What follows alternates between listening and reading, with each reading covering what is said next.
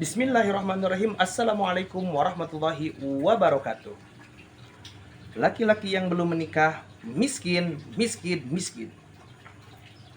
Itu adalah sabda Rasulullah Shallallahu Alaihi Wasallam. Lalu sahabat bertanya, walaupun dia orang yang kaya ya Rasulullah? Rasul menjawab, iya, walaupun dia orang yang kaya.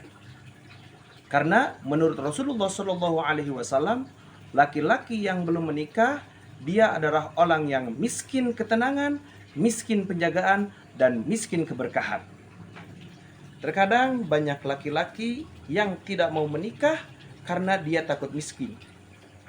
Ingat, Allah Subhanahu wa Ta'ala akan memberikan kemampuan bagi orang-orang yang menikah dalam keadaan miskin. Karena menikah itu bukan hanya soal cinta, tapi juga soal agama. Barakallahu fikum. Wassalamualaikum warahmatullahi wabarakatuh.